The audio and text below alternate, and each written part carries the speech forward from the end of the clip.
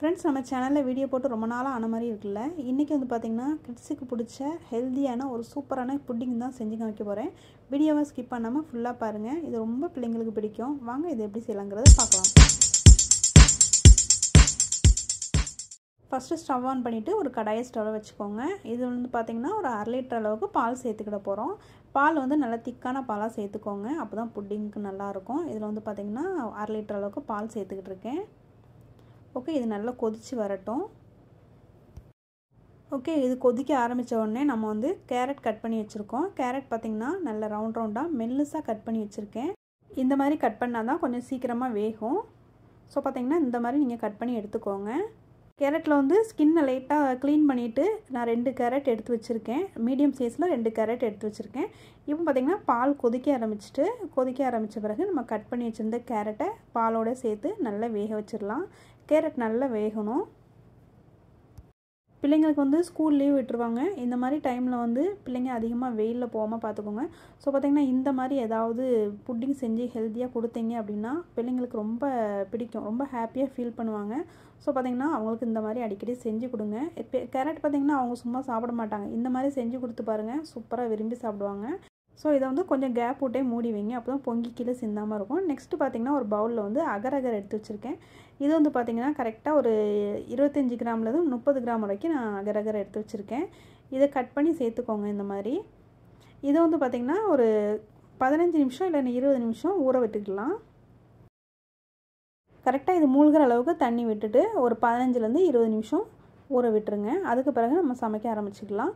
Okay, next பார்த்தீங்கன்னா அகருக்கு பதிலாக நீங்கள் என்ன சேர்க்கலாம் அப்படின்னு பார்த்தீங்கன்னா நீங்கள் கார்ன்ஃப்ளவர் இருந்தால் கூட சேர்த்துக்கலாம். புட்டிங்க்கு கார்ன்ஃப்ளவர் கூட சேர்த்துக்கலாம். ஸோ இது இப்போ ஊறட்டும். நெக்ஸ்ட் வந்து பார்த்திங்கன்னா நம்ம கேரட் வந்து பாலில் வேக வச்சுருந்தாலும் திறந்து பார்த்துக்கலாம். பால் பொங்கி ஆடை வந்து அங்கங்கே படிஞ்சிருந்துச்சு அப்படின்னா ஸ்பூன் வச்சு எடுத்து விட்டுக்கோங்க.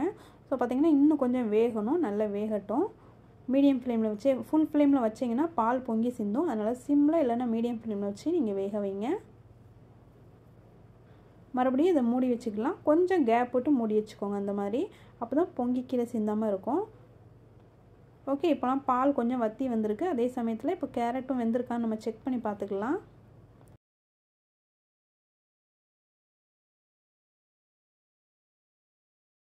ஓகே, ஸ்பூனில் 2 கேரட் எடுத்து செக் பண்ணி பார்த்துடலாம் வெந்துட்டான்ட்டு.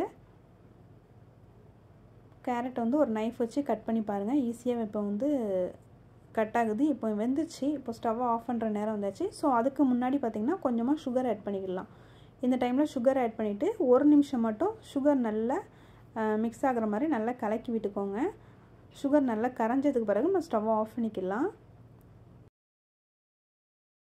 ஓகே, நெக்ஸ்ட் வந்து ஸ்டவ்வை ஆஃப் பண்ணிவிட்டு இந்த கேரட்டை மட்டும் பாலில் வந்து தனியாக ஃபில்டர் பண்ணி ஒரு பிளேட்டுக்கு மாற்றி எடுத்து வச்சுக்கோங்க. பாலையும் இன்னொரு பவுலுக்கு மாற்றிடுச்சு. ரெண்டையும் நல்ல தண்ணி போல் ஆற விட்டுருங்க. நெக்ஸ்ட்டு பார்த்திங்கன்னா அதே கடாயை க்ளீன் பண்ணிவிட்டு இதில் வந்து பார்த்திங்கன்னா நம்ம ஏற்கனவே ஊற வச்சுருந்தோம்ல அகர் இதை வந்து இதோட ஆட் பண்ணிக்கிடலாம். இதுக்கு தண்ணி பற்றலைன்னா எக்ஸ்ட்ரா 1 டம்ளர் அளவுக்கு தண்ணி சேர்த்துட்டு நல்லா கொதிக்க விடுங்க. அகர் வந்து நல்லா கொதித்து நல்லா வெந்து வரணும். ஸோ பார்த்திங்கன்னா ஒரு 5 நிமிஷத்துக்குள்ளே நல்லா வெந்து வந்துடும். கொஞ்சமாக தண்ணி சேர்த்துட்டு வேக விட்டுடலாம் மீடியம் ஃப்ளேமில் வச்சுட்டு. ஓகே, இது வேகட்டும். நெக்ஸ்ட்டு வந்து நம்ம கேரட் ஆற வச்சுருந்தோம்ல, கேரட்டை வந்து ஒரு மிக்ஸி ஜாரில் போட்டு நம்ம அரைச்சி எடுத்துக்கலாம். கேரட் நல்லா ஆறுனதுக்கு பிறகு மிக்ஸி ஜாரில் ஆட் பண்ணிக்கோங்க.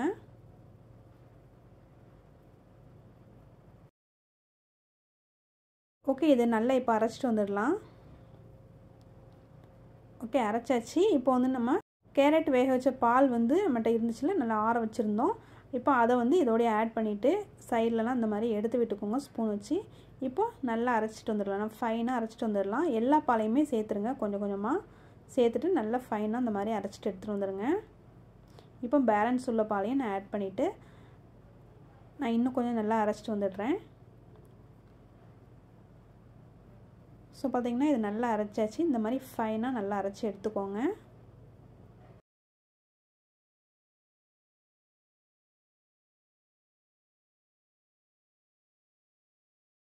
ஏற்கனவே நம்ம வந்து அகர் வந்து வேக வச்சுட்டு வந்துருந்தோம். இப்போ வந்து அகர் நல்லா வெந்துடுச்சு.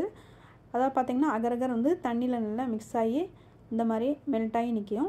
ஸோ பார்த்திங்கன்னா இந்த நேரத்தில் பார்த்திங்கன்னா நம்ம அரைச்சி வச்சுருந்த கேரட் பால் மிக்சரை வந்து இதோடய ஆட் பண்ணிக்கலாம். ஆட் பண்ணிவிட்டு நல்லா கொதிக்க வச்சுட்டு ஒரு 5 நிமிஷத்துலேருந்து 7 நிமிஷம் வரைக்கும் நல்லா கொதிக்க வச்சுக்கோங்க மீடியம் ஃப்ளேமில் வச்சு. இதில் வந்து பார்த்திங்கன்னா நான் கொஞ்சமாக 1/4 டீஸ்பூன் அளவுக்கு வெனிலா எசன்ஸ் சேர்த்துருக்கேன். ஸோ இதை நல்லா மிக்ஸ் பண்ணிவிட்டு ஒரு 5லேருந்து 7 நிமிஷம் வரைக்கும் மட்டும் நீங்கள் கொதிக்க வச்சு எடுத்தால் போதும். அதுக்கு மேலே கொதிக்க வைக்கணும் தேவையில்லை. நல்லா இந்த மாதிரி திக்கான கன்சிஸ்டன்சிக்கு வரும்ல, அந்த ஸ்டேஜ் வரும்போது நீங்கள் ஸ்டவ்வை ஆஃப் பண்ணிக்கோங்க. ரொம்ப திக்காயிடக்கூடாது, ஓரளவுக்கு திக்காக வரும்போது நீங்கள் ஸ்டவ்வை ஆஃப் பண்ணிக்கோங்க. ஓகே, இந்த மாதிரி இருக்கணும். நெக்ஸ்ட்டு பார்த்திங்கன்னா ஒரு பவுலில் கொஞ்சமாக நெய் விட்டுட்டு, நெய் இல்லைன்னா ரீஃபைண்ட் ஆயில் ஏதாவது சேர்த்துக்கோங்க. பவுல் ஃபுல்லாக அந்த மாதிரி அப்ளை பண்ணிக்கிறேன். இப்போ வந்து நம்ம கேரட் மிக்சரை வந்து இதில் ஆட் பண்ணிக்கிடலாம். இது வந்து பார்த்திங்கன்னா இது நல்லா ஆறுனது பிறகு நீங்கள் ஃப்ரிட்ஜில் வச்சுக்கோங்க. சூடாக ஃப்ரிட்ஜில் வைக்காதீங்க. இது நல்லா ஆறுனது பிறகு ஃப்ரிட்ஜில் ஒரு 1.5 மணி நேரத்துலேருந்து 2 மணி நேரம் வரைக்கும் நீங்கள் வச்சுக்கோங்க. அப்போ தான் நல்லா செட் ஆகும். நல்ல புட்டிங் நல்ல சூப்பராக நம்மளுக்கு கிடைக்கும். ஸோ பார்த்திங்கன்னா ஃப்ரீசரில் வைக்கணும்னு தேவையில்லை, ஃப்ரிட்ஜில் நார்மலாக வச்சுக்கோங்க. ஸோ பார்த்திங்கன்னா இது ஃப்ரிட்ஜில் வச்சிடலாம். நல்லா ஆறிடுச்சு, ஃப்ரிட்ஜில் வச்சுக்க எடுத்துக்கிறேன். ஃப்ரெண்ட்ஸ், ஒரு 2 மணி நேரத்துக்கு பிறகு ஃப்ரிட்ஜிலேருந்து வெளியே எடுத்துட்டேன் புட்டிங்கை. நெக்ஸ்ட் இதை வந்து ஒரு பிளேட்டில் மாற்றிக்கலாம். ஒரு பிளேட் எடுத்துக்கோங்க இந்த மாதிரி. இப்போ அந்த பவுல் மேலே இந்த பிளேட்டை கமுத்திட்டு இந்த மாதிரி லேசாக ஷேக் பண்ணிங்க அப்படின்னா புட்டிங் வந்து பிளேட்டில் வந்துடும். ஸோ இப்போ வந்து கட் பண்ணி காமிக்கிறேன் பாருங்கள். ரொம்ப ஸ்மூத்தாக உள்ள போகுது பாருங்கள். இந்த டேஸ்ட் வந்து குழந்தைங்களுக்கு ரொம்ப பிடிக்கும். ரொம்ப ஹெல்த்தியானது. கண்டிப்பாக வந்து பிள்ளைங்களுக்கு செஞ்சு கொடுங்க சம்மரில். ஃப்ரெண்ட்ஸ், இந்த வீடியோ உங்களுக்கு பிடிச்சிருந்துச்சுன்னா லைக் பண்ணிக்கோங்க. மறக்காமல் என்னுடைய சேனலை ஃபஸ்ட் டைம் பார்த்துட்ருக்கீங்கன்னா சப்ஸ்கிரைப் பண்ணிவிட்டு பாருங்கள் ஃப்ரெண்ட்ஸ். நான் மறுபடியும் வேறு ஒரு ரெசிபியில் உங்களை மீட் பண்ணுறேன். இது வரைக்கும் நீங்கள் வீடியோ வாட்ச் பண்ணதுக்கு தேங்க்யூ.